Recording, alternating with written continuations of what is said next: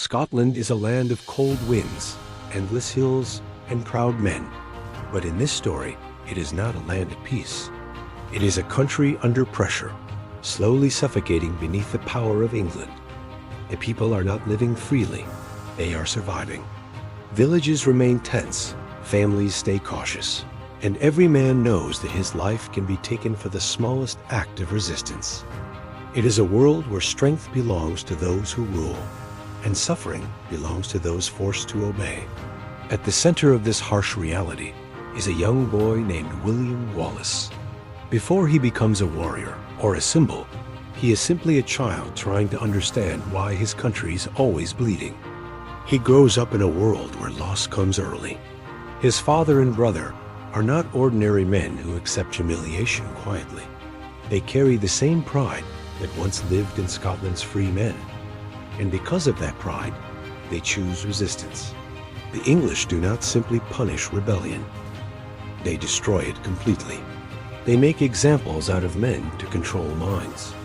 When William's father and brother are killed, the boy is forced to face the cruel truth long before he is ready.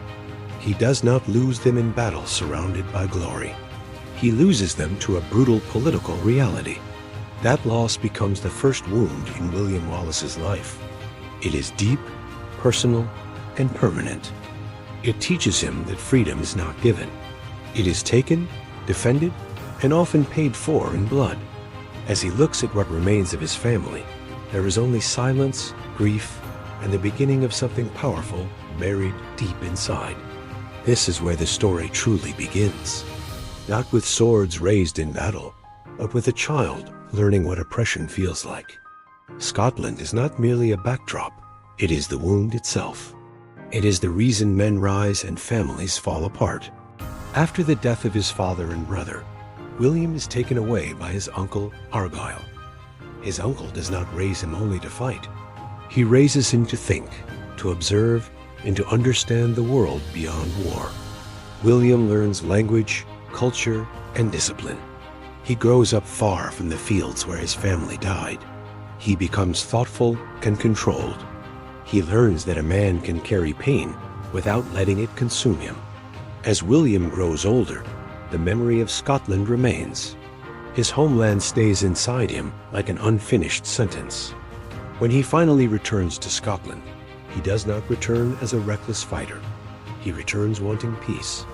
He wants a life that belongs to him, untouched by the senseless suffering that defined his childhood. He is not an exaggerated hero searching for conflict. He is a man who tries to avoid it. But Scotland is still under English rule. The land is still watched. The people are still controlled. Beneath the coming violence is a man who wants ordinary happiness. That desire is what grounds the story. Then he sees Murren. Her presence changes the emotional temperature. She represents the life Wallace never had the chance to live. With her, the future suddenly feels possible. Just possible. Not glorious, not grand, not historical. Their love grows quietly in stolen moments and simplicity.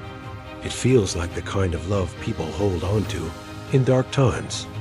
But their relationship exists under the shadow of power. English rule reaches into the most intimate parts of life. Wallace understands this. He is cautious.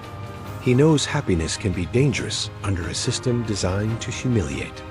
So he and Murren marry in secret. They cannot celebrate openly or build a life in the sunlight.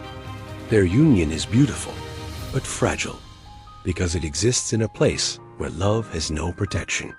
And for a brief moment, it seems enough. This may be the most tragic part of Wallace's story, because he genuinely tries to choose another life. He does not set out to become a rebel leader. He does not gather men. He does not make speeches about freedom. He chooses love. He chooses home.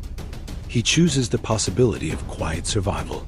But oppression has a way of reaching even those who want nothing more than to be left alone. The film wants the audience to understand that Wallace's war does not begin with politics. It begins with the destruction of a simple human dream. The turning point in Braveheart is not abstract. It is immediate, brutal, and personal. English soldiers attempt to violate Murren, and in that moment the fragile peace Wallace tried so carefully to build is shattered. The violence is not random. It is the natural outcome of unchecked power. These men act the way occupiers often do when they believe there will be no consequences. They treat human dignity as something they can take. Murren escapes, but the damage has already been done. The danger is no longer theoretical. It is no longer the old pain of Wallace's childhood. It is now standing directly in his present life, threatening the one thing he still loves. Wallace reacts not as a revolutionary, but as a husband. That distinction matters. He does not fight because he is trying to inspire a nation. He fights because the system has touched what was sacred to him. His violence in this moment is immediate, emotional, and human. It is an act of protection, not ideology. But in a country under domination, justice does not belong to ordinary people. Once Wallace resists, the machinery of power moves quickly. The English authorities do not care about right and wrong. They care about obedience. Murren is seized, and Wallace is forced into the most devastating moment of his life. He cannot protect her.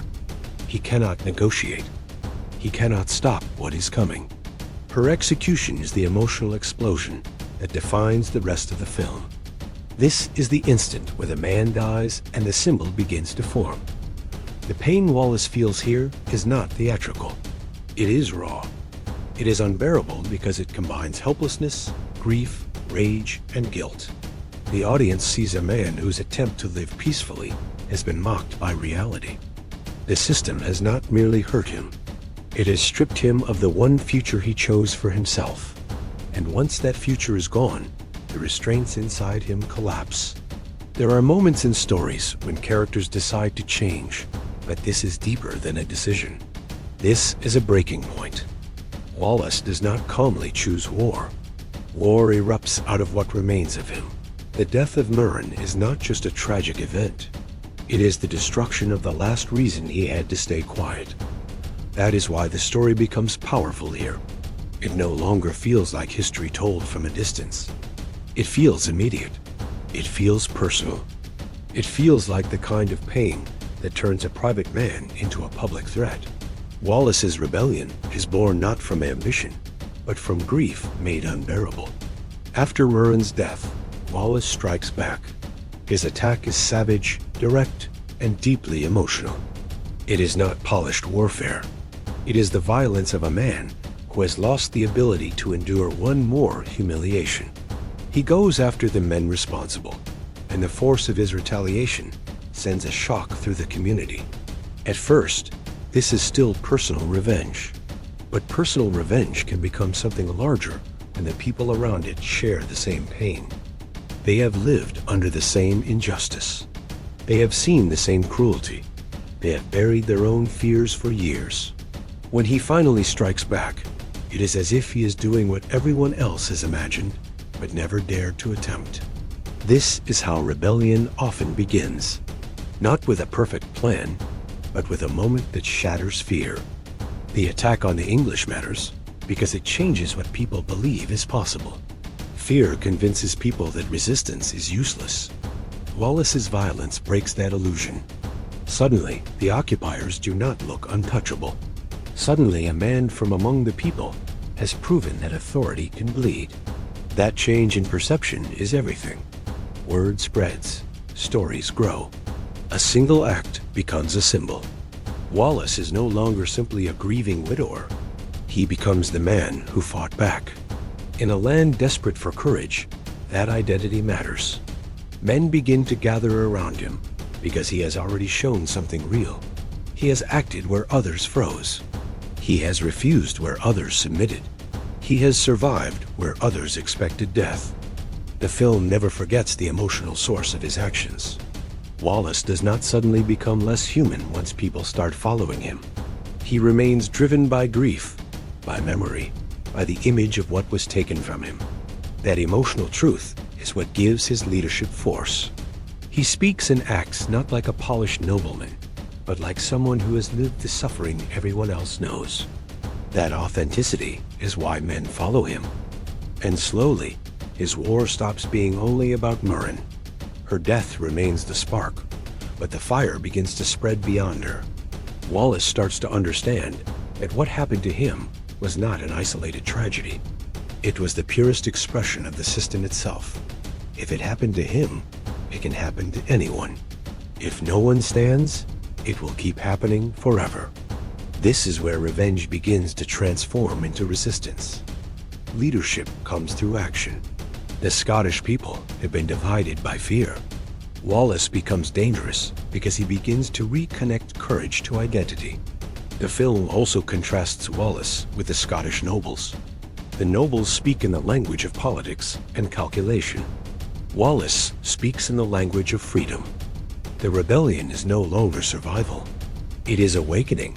Scotland is beginning to remember itself. By the end of Part 1, the man who wanted peace has been reshaped by grief. The broken husband has become the voice of a wounded people. The legend of William Wallace does not begin with fame. It begins with the refusal to live forever on his knees. Follow for more epic movie stories.